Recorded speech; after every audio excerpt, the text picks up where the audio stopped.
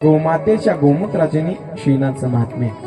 ठीक आहे महाराज, आम्हाला जन्म झाला, जन्माच्या अगोदरही ती गोमाता आमच्यावरती उपकार करते, जन्म झाल्याच्या नंतरही करते, चालू जीवनामध्येही करते. एवढंच नाही, ती गोमाता मेल्याच्या नंतर सुद्धा आमच्यावरती उपकार करते. बघा कशी. ऐका, लक्षपूर्वक ऐका. माणूस मरतो, मेल्याच्या नंतर, आता लक्षपूर्वक ऐका, माणूस मेला की त्याचं काय करतात?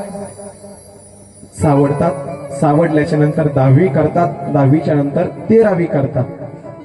हे सर्व काही विधी आहे, काही शास्त्र आहे. 10व ही विधी आहे. 10व काय आहे? विधी आहे.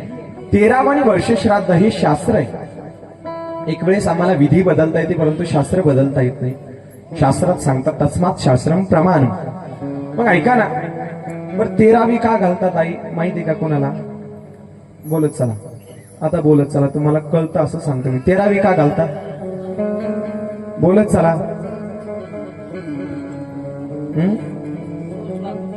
माहिती का? हा, नाही माहित? मागून आलं म्हणून चाललं पुढं. आता काही दिवसांना असं होणार आहे बाबा, 13वी 10व कोणी घालणार नाही. एकाच दिवसात झट मागणी छटबी. हा त्याच प्रमाण आता संस्कृती बदलेल म्हणून ऐका. 13वी का करतात? वर्ष श्राद्ध का करतात? सावडतात का? याचा विधी ऐका. गोमाता आमच्यावरती कसा उपकार करते ते मी तुम्हाला सांगतो. ऐका ना. जेव्हा माणूस मरण पावतो 13वी का करतात आधी ते सांगतो. माणसावरती एकूण 16 संस्कार शास्त्र सांगते. किती? बोलत चला, किती? 16 संस्कार. बरोबर आहे. कोणकोणते संस्कार आपल्यावरती होतात? खरं खरं सांगा. मी धरून तुम्ही सर्वांवरती किती संस्कार होतात? किती माहिती तुम्हाला? नाही माहित? ऐका, माणसावरती 16 संस्कार शास्त्र सांगते. त्यापैकी आमच्यावर 3 संस्कार होतात. जन्माला आला त्याच्यावर पहिला संस्कार होतो नामकरण संस्कार. हा झाला पहिला संस्कार. दुसरा संस्कार होतो स्वस्ती श्री गणनायक गजमुख. हा झाला दुसरा संस्कार. आणि तिसरा संस्कार मेल्याच्या नंतर अंतविधीचा संस्कार आमच्यावरती होतो. म्हणजे 3 संस्कार होतात. 16 मधून 3 गेले. किती राहिले? 13. म्हणून करावी लागतात 13वी. आता ऐका, मनुष्य मेल्याच्या नंतर त्याला तिसऱ्या दिवशी इकडे काय म्हणतात? ते अस्थि आणतात, सावडणं आहे की नाही? सावडून आणतात. तिथून येत असताना ते सावडल्याच्या नंतर एक काय म्हणतात त्याला, एक आपण याच्यामध्ये बांधून ठेवतो बघा, दूर. हा, पोखऱ्या. हा, बरं, जे असतं ते बांधून एका कुठतरी ठेवतात. आणि घरामध्ये अखंड ज्योत चालू असते. चालू असते की नाही? असते की नाही? घरामध्ये नित्य दिवा चालू असतो. आता तो दिवा चालू असतो माणसाचा. आता बघा, माणसाला यमलोकामध्ये जाण्यासाठी गोमाता कशी उपकार करते ते बघा. आता ती अखंड ज्योत चालू असते. आता ज्योत चालू असल्याच्या नंतर तो आत्मा त्याच ठिकाणी, ज्या ठिकाणी आपण जाळण, ज्या ठिकाणी देह ठेवला त्या ठिकाणाहून ती आत्मा भटकत असते. तेवढ्या जागेमध्ये 10वा आल्याच्या नंतर आता त्या ठिकाणी आपण ती अस्थि घेऊन कुठं जातो? बोलत चला, कुठं जातो? ज्या ठिकाणी अस्थि अर्पण केले जाते. पैठण असेल तुमच्या इकडे? कोणता आहे? पैठण असेल ना? नाशिकला नाही ना हो. 10व पैठणला घेऊन जातो. त्या ठिकाणी आपल्याकडून एक गोमाता दान करून घेते बघा. ब्राह्मण देवता तुम्ही गेले असाल ना कधीतरी, करते की नाही? गोमाता छोटीशी असते, ती गोमाता दान करून घेते. मग आता 13 दिवस झाले, 13वी आपण करतो. 13 दिवसापर्यंत ती आत्मा याच ठिकाणी असते.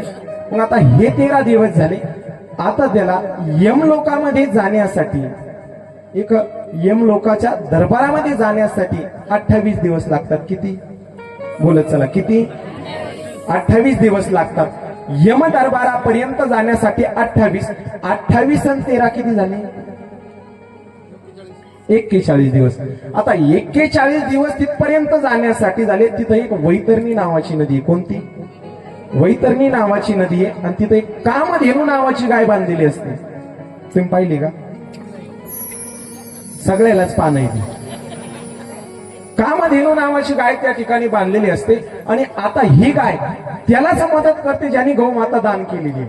ती भव नदी तरुण जाण्यासाठी आत्मा ती नदी पार करू शकत नाही, कारण आत्माला ती वैतरणी नावाची नदी ही पार करू शकत नाही. मग त्या ठिकाणी गोमाता त्याच जीवाला त्या नदीच्या पलीकडे ठेवते, ज्याने गोमाता दान केले म्हणून ब्राह्मण देवता आपल्याकडून गाय दान करून घेते. मग आता ती गाय त्या वैतरणी नावाच्या नदीमधून पार करते. एवढ्यामध्ये त्याला ती नदी पार करण्यासाठी 59 दिवस लागतात. किती? 59 आणि 41 किती? 100 दिवस झाले. आता ही नदी पार करण्यासाठी 59 दिवस, 28 दिवस यम दरबारामध्ये जाण्यासाठी, 13 दिवस पृथ्वी तलावरती, अशी झाली 100 दिवस. आता यम दरबारामध्ये गेल्याच्या नंतर तिथे एक बसलेला असतो, फाईल घेत असतो. बघा काय नाव त्याचं?